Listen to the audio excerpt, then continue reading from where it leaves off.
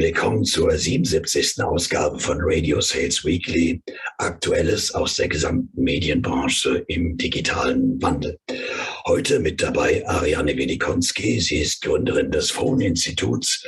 Sie berät und schult nicht nur Politiker, sondern auch Redner aus Unternehmen, Institutionen und Verbänden. Zur Standardmannschaft gehören heute wieder Alexander Zeitlack, Dozent an der FH Nürnberg und alter Radiopionier, Andreas Sprengert aus der Geschäftsleitung von Antenne Kaiserslautern und meine Wenigkeit Helmut Poppe mit Stationen zuvor bei IPA als Verkaufsdirektor, bei Studio Gong Marketingleiter und bei einem großen deutschen Online-Dienst. Ja, heute am 11. März beschäftigen wir uns noch einmal mit dem Thema Stimme und Sprache in Radio und in der Werbung. Fühlen wir uns nicht häufig ein wenig genervt? Verlieren Sender vielleicht sogar ihre Hörer? Horror, wenn zu schnell, zu laut und zu hektisch gesprochen wird. Was kommt an? Was wirkt am besten?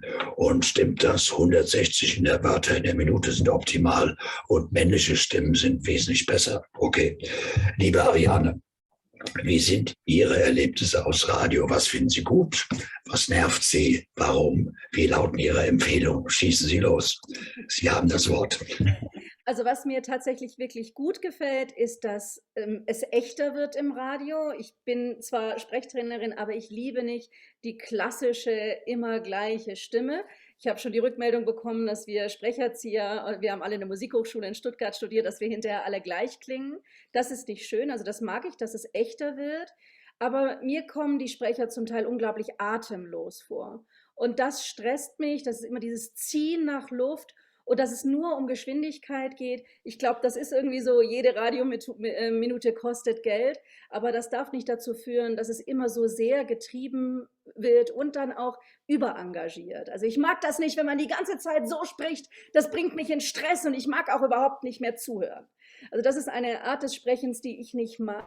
Und meine Erfahrung ist, dass gerade Sprecher, die nicht so geschult sind, sondern das mehr machen, weil sie Spaß haben oder mehr über den Journalismus kommen, die nicht sprechtechnisch geschult sind, dass die gerne in so einen Singsang fallen. Ich weiß nicht, ob ihr wisst, was ich meine, aber das sind keine natürlichen Betonungen mehr, sondern dann redet einer einfach immer so. Und es ist ganz egal, um was es geht, es ist immer dieser gleiche Duktus. Und das kann ich überhaupt nicht leiden, denn das ist eben völlig unauthentisch. Das sind so die zwei Hauptpunkte. Also Natürlichkeit finde ich schön und Atemlosigkeit finde ich nicht so schön.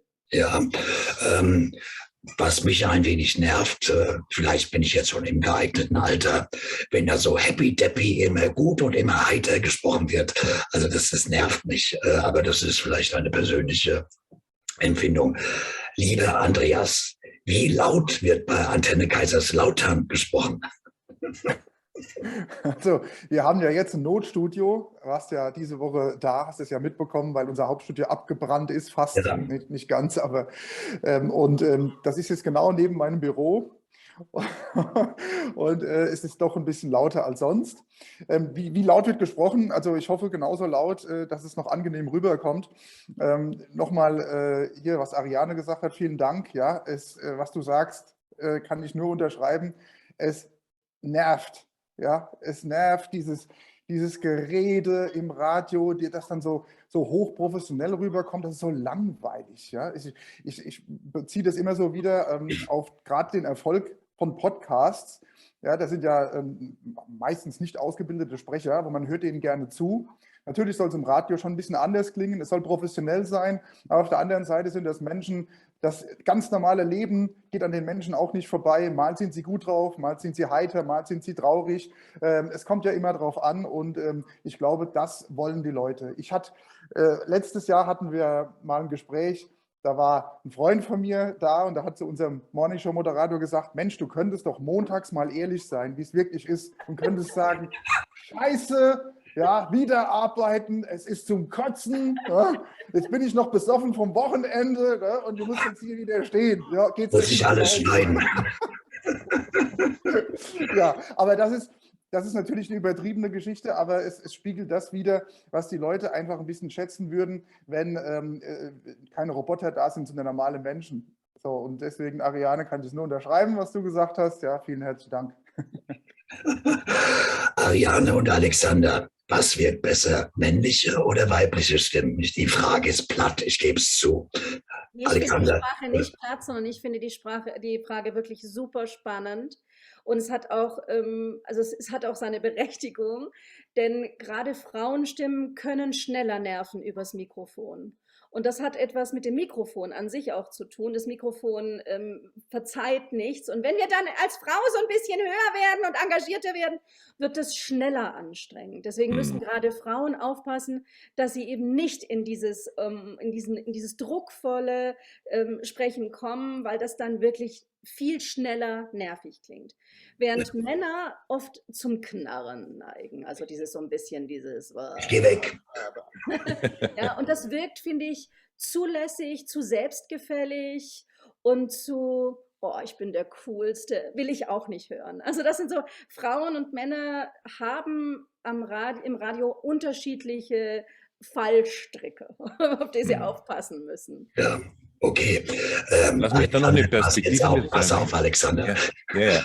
Nee, ich bringe da gerne noch eine Perspektive mit rein, und zwar eine kulturelle. Und eine aus der Markensicht. Weil, was wir jetzt schon gehört haben, ist ja so, dass egal was wir sagen und wie wir sprechen, immer eine Absicht hat. Das heißt, wir wollen Hörerbindung, Aufmerksamkeit, was auch immer, oder in der Werbung wollen wir Botschaften transportieren. Wir haben verschiedene Perspektiven. Als wir in den 80er Jahren angefangen haben, Moderatoren zu suchen fürs Privatradio, hatten wir in Nürnberg und München nur Menschen gefunden, die gesprochen haben wie Fritz Egner oder Thomas Gottschalk. Da gab es eine kulturelle, im Ohr gelernte Struktur, und die konnten nicht von sich lassen. Wir mussten die wirklich umerziehen. Am Ende sind wir dann bei Charivari München dazu übergegangen, nicht professionelle Amateursprecher zu nehmen, die das noch nicht konnten. Menschen, die nicht von ihren Hörgewohnheiten auf die eigene Stimme und Sprache schließen, haben so ein hohes Selbstbewusstsein, dass die eben nichts von anderen annehmen. Und das sind die typischen Protagonisten heutiger Radiomoderatoren, eingebildet, arrogant und überkackt. Das heißt, diese Arno Müllers der Welt, die diese Eigenheit, die eigene Stimme haben, haben aber auch eine Persönlichkeit, die sie damit einbringen. Und da komme ich jetzt zur zweiten Perspektive. Wenn wir eine Absicht haben und mit Personen arbeiten, Personalities, dann wollen wir ja auch eine Wiedererkennbarkeit. Also wenn ihr mit geschlossenen Augen Harald Schmidt hört, könnt ihr ihn nicht erkennen. Harald Schmidt ist an der Stimme nicht erkennbar, Thomas Gottschalk schon. Und deswegen ist Harald Schmidt ein Fernsehmann und Gottschalk eigentlich ein Radiomann. Und wir wollen eben Charakter haben wie Ira Glass in This American Life oder Dr. Ruth Westheimer mit ihrer quieksigen Altfrauenstimme. Die Inhalte machen dann den Unterschied. Und wir wollen einfach Charakter, Persönlichkeit und Wiedererkennbarkeit auch haben. Unabhängig von der absoluten oder objektiven Qualität einer Stimme. Da gebe ich dir total recht, aber sich allein darauf zu verlassen, ist in der Regel zu wenig. Also meiner Erfahrung nach brauchen wir beides. Wir brauchen das Authentische, wir brauchen aber auch die Professionalität, und der Weg dahin ist schwer.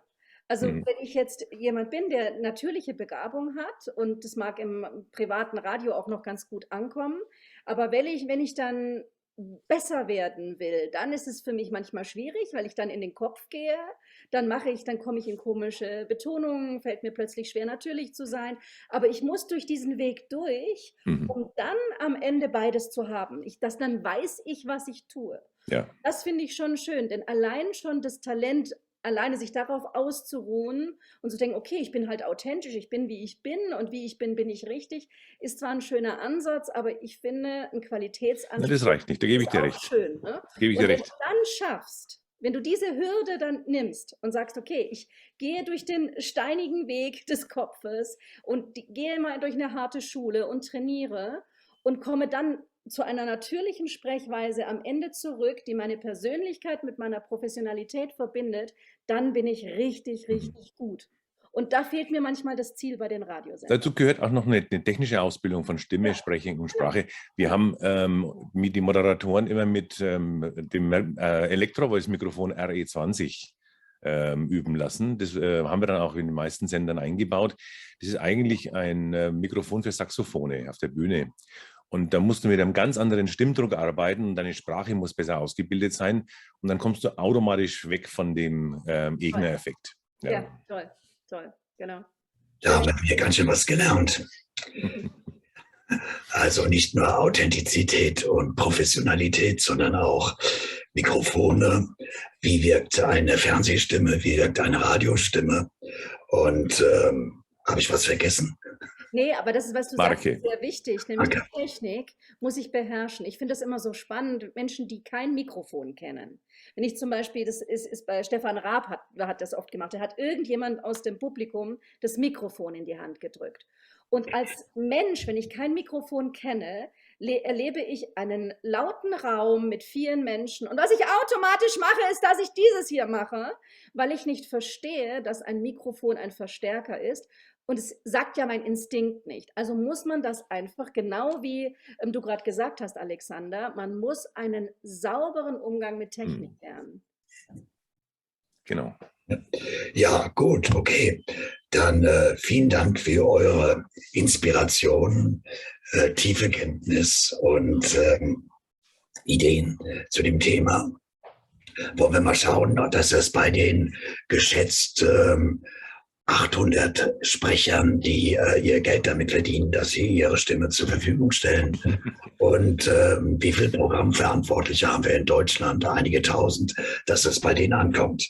Wir werden uns darum kümmern, dass das auch dementsprechend dann gepostet wird. Vielen Dank euch allen jetzt schon und ein schönes Wochenende und dass die Sonne uns scheint und allen Radioverkäufern viel Erfolg. Tschüss.